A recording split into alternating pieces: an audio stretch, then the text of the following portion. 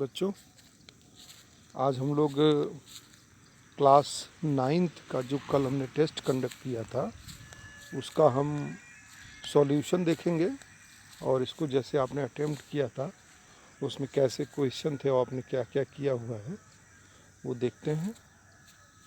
तो इस टेस्ट के लिए आपको मैंने एक जो क्वेश्चन ऐड दिया था उसमें पार्ट 1 में आपको अपने कुछ रिक्वायर्ड डिटेल भरनी थी। मैं उसको भरता हूँ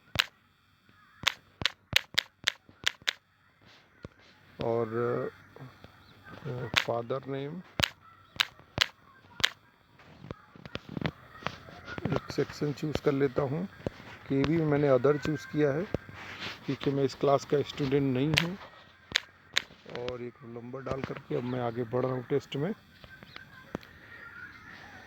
अब ये हम टेस्ट में आ गए हैं। इसमें पहले लिखा हुआ टेस्ट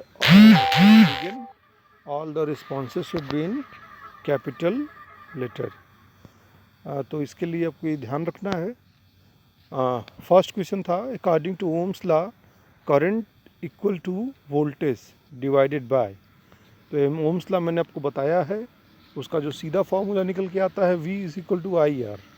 तो यहाँ पर I पूछ रहा है तो I is equal to V by R, यानी कि रेजिस्टेंस होगा यहाँ पर answer. Now if the current in a electrical circuit is constant, current constant अगर है, what will happen to the voltage if resistance is increase? तो I is equal to V by R, I is equal to V by R। अगर हमारी इसमें पूछ रहा है कि अगर करंट हमारी कांस्टेंट है, मीन्स कि I हमारा कांस्टेंट है, और हम वोल्टेज का क्या होगा जब हम रेजिस्टेंस को बढ़ाएंगे। आप देख रहे हैं अगर रेजिस्टेंस को बढ़ाएंगे तो आई को कांस्टेंट रखने के, जैसे V is equal to I is equal to V by R. तो V बाई आर, तो R अगर हमारा डिनोमिनेटर में R अगर बढ़ेगा तो V R इंक्रीज, R बढ़ेगा तो V को क्या होना चाहिए, इसमें V को भी बढ़ना चाहिए। अगर नहीं बढ़ेगा तो ये उसको मेंटेन नहीं कर पाएगा। मैं ऑप्शन चूज़ कर लिया। If the voltage 10 volt across the 5 ohm resistance was the current, I is equal to V by R. Same here 10 volt है और रेजिस्टेंस 5 ओम है, डिवाइड करना है 10 by 5, 10 divided by 5, answer is 2। If you increase the voltage across the register, अगर हम voltage के across resistance को बढ़ाते हैं,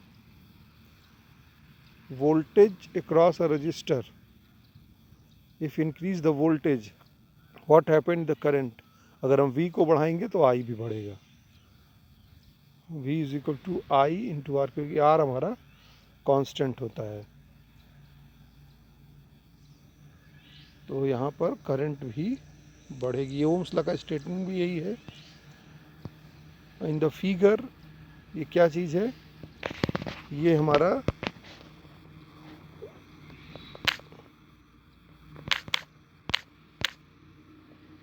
ओम्स ट्रायंगल है।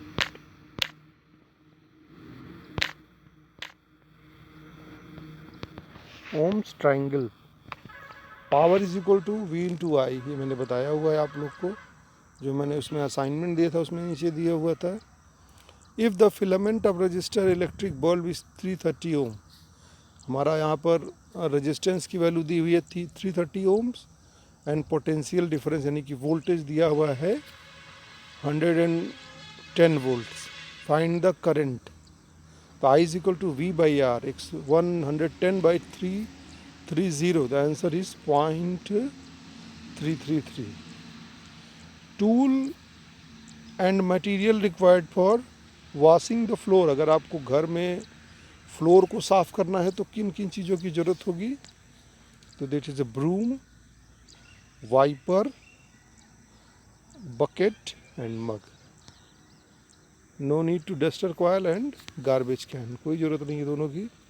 What procedure will you take during the lockdown period, sorry precaution, गलत पढ़ लिया मैंने इसे, क्या प्रिकॉशन आप लेंगे? Washing your hand, social distancing, stay home, outside नहीं जाना है, use mask properly, meeting in group नहीं करना है, शेक हैंड नहीं करना है। हाँ, ये last question, response of the parent for maintaining environment hygiene at your home.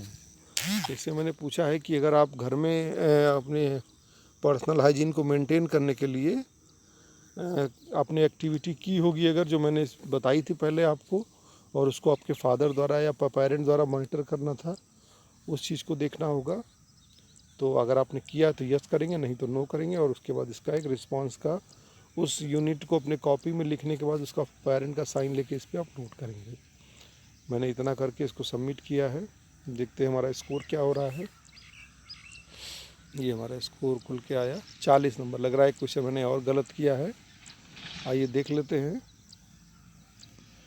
इसमें पहला क्वेश्चन हमारा सही है, दूसरा भी सही है, तीसरा भी सही है, चौथा भी सही है, ओम्स ट्रायंगल भी सही है, पावर इज इक्वल टू,